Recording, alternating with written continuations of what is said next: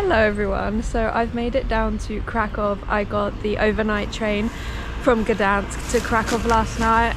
I always surprise myself with how awake I feel after like overnight traveling journeys. I always think it's going to completely take me out, but somehow I always end up more energetic than I had thought, so that's good, not a complaint. But yeah, it's too early for me to check in to my hostel, so I'm just walking around. There's some botanical gardens that I'm going to check out and spend some time in. It's very easy for me to spend hours upon hours in gardens looking at plants and stuff, so that's what I'm gonna do. Okay, I do feel like I've come a little bit early, even though the gardens are open. None of the like houses or museums or anything are open. There's an orchid greenhouse over there, but it's not open until 10, so I'm just gonna have to wait it out. But yeah, I'm just gonna walk around. It's really magical. I really love botanical gardens in general. If there's one thing that I'm guaranteed to love in a place, it's always a botanical garden. Can't go wrong. So these gardens were actually established in 1783. That is such a long time ago now, obviously. Don't know why I felt the need to specify that, but I'm just amazed. I just love to think about how many people must have like wandered through these gardens over the years, the centuries even. I love it.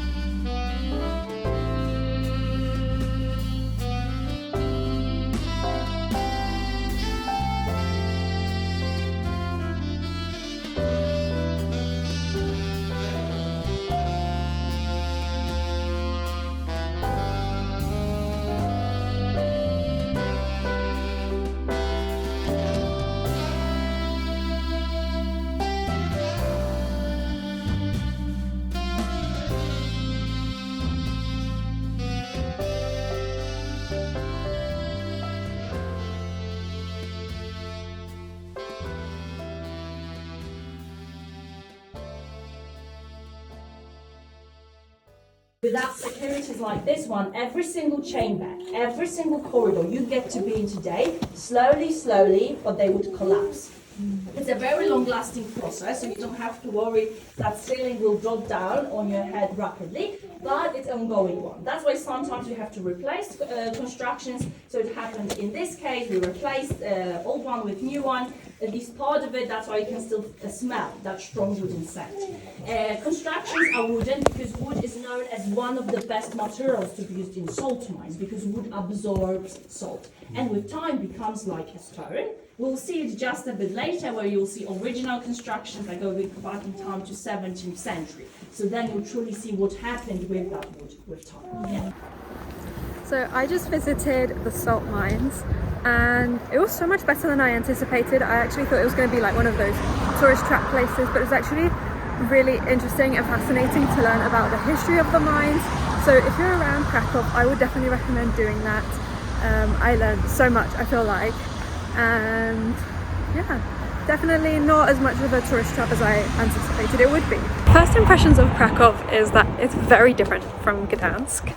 I don't know what I was anticipating. Obviously they're not going to be identical, but like the architecture and the profile of the city is very different.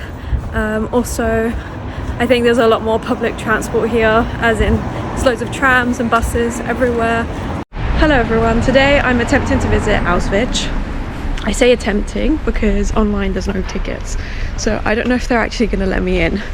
I do apologise if I look a bit weird. My eye is really dry today. I've put in my drops and everything, but I don't know, I can't sort it out, so I'm just gonna have to deal with it. But anyway, I'm on the train, just waiting for it to leave. Actually, it was quite a smooth process getting the ticket, and also very cheap.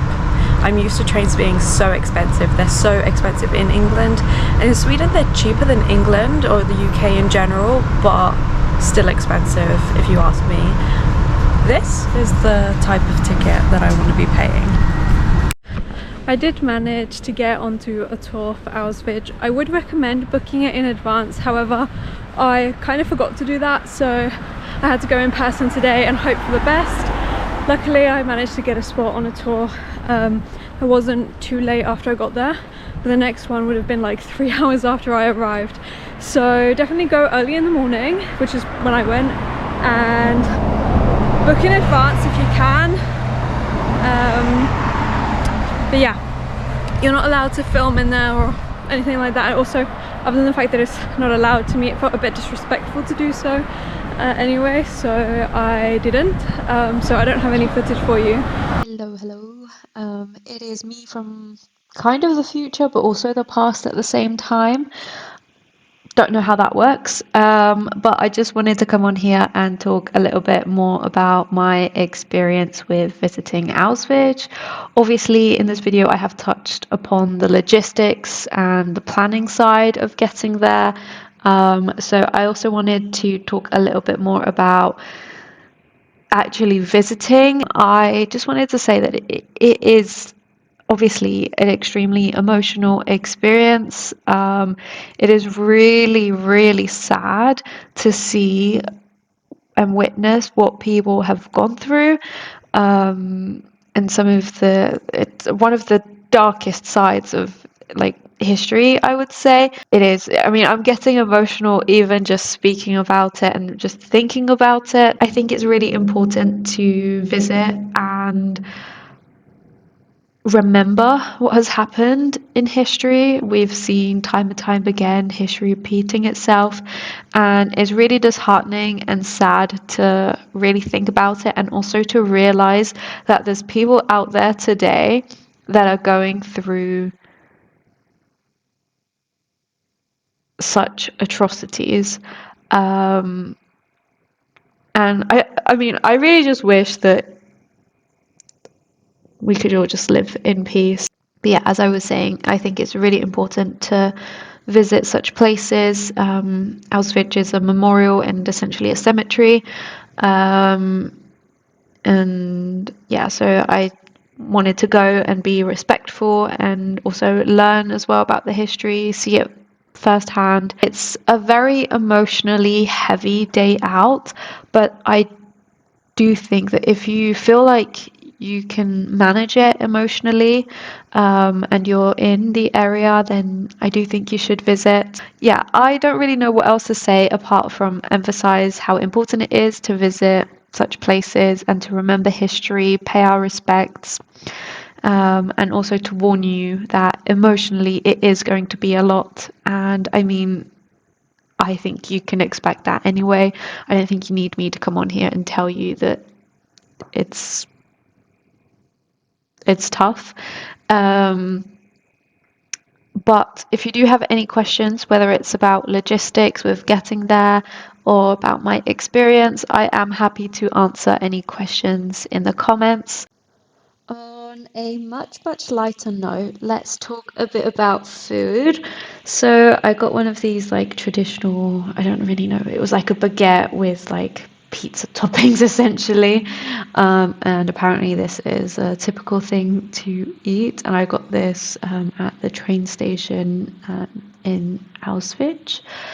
And then I headed back to Krakow, Old Town, and went for some more food. I really wanted to try some Polish food, and this place was vegan, so I got some vegan alternative to a Polish dish. So I just had this dish of like soy schnitzel.